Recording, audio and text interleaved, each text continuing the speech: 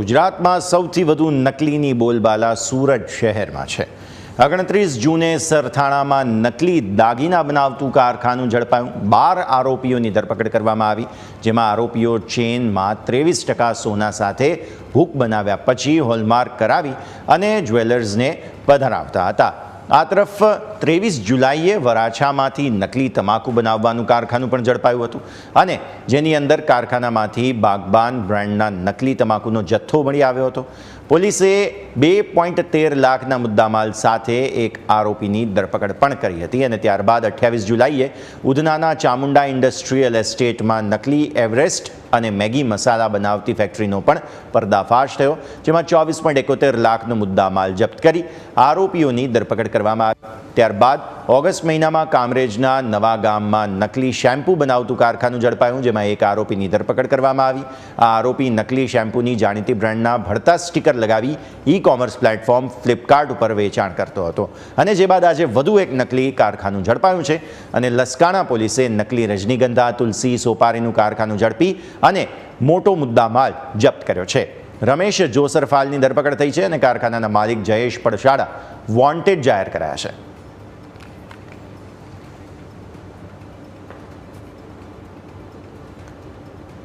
તમને સમજાવીએ એક બાદ એક મહત્વપૂર્ણ પરિસ્થિતિ કઈ રીતે આ સમગ્ર જે વિગતો છે તે સામે આવી। 29 જૂન સરથાણામાં નકલી દાગીના બનાવતું કારખાનું ઝડપાયું હતું, એટલે 29 જૂન સૌથી પહેલાં, ત્યારબાદ 29 જૂનમાં જે ચેઇનમાં 23% સોના સાથે હૂક બનાવ્યા હોય તે પછી હોલમાર્ક કરાવી લેતા અને જ્વેલર્સને પધરાવી દેતા હતા। એટલે નકલી જ્વેલર્સ જે છે, નકલી જ્વેલરી કહેવામાં આવે, ઘરેણાં, તે આ પ્રમાણે 29 જૂને પોલીસે 12 જેટલા આરોપીઓની ધરપકડ પણ કરી હતી। તો આ વિગત સૌથી પહેલાં તમે ખાસ નિહાળો, ખૂબ જ મહત્વપૂર્ણ વિગત છે। ત્યારબાદ વરાછા વિસ્તારમાં નકલી તમાકુ બનાવતું મોટું કૌભાંડ 23 જુલાઈ એટલે કે જૂન બાદ જુલાઈમાં આ વિગત સામે આવી હતી, જેમાં બાગબાન બ્રાન્ડના નકલી તમાકુનો મોટો જથ્થો, આ 23 જુલાઈની વિગત છે।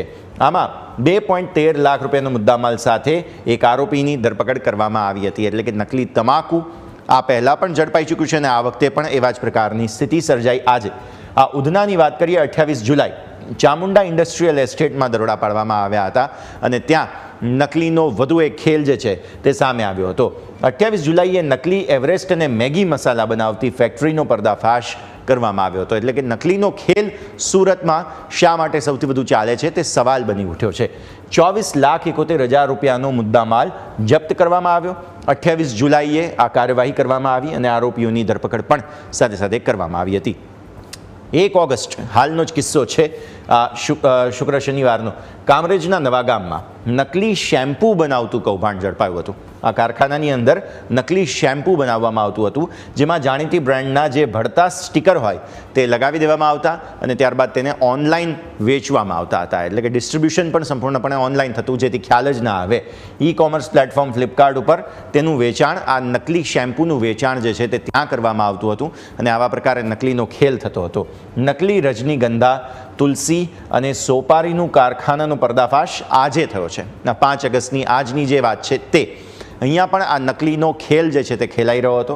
9 લાખ રૂપિયાથી પણ વધુનો મુદ્દામાલ આજના દિવસે જપ્ત કરવામાં આવ્યો છે। એટલે કે પાન મસાલા, ગુટખા, આ સિવાય શેમ્પૂ, મસાલા, આવા પ્રકારના નકલીના ખેલ સુરતમાં થઈ રહ્યા છે।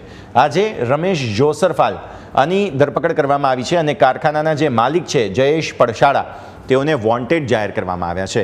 એટલે આ આજની પરિસ્થિતિ, એટલે એક બાદ એક જુઓ તમે, 4 અલગ અલગ હાલની જ પરિસ્થિતિમાંથી વિગતો સામે આવી છે અને આ 4 કારખાનાથી સ્વાભાવિક સવાલ ઉત્પન્ન થાય છે, ચિંતા જરૂર આપણા સૌ કોઈના સ્વાસ્થ્ય સાથે જ્યારે ચેડા થઈ રહ્યા છે તે વિગતો સામે આવી રહી છે।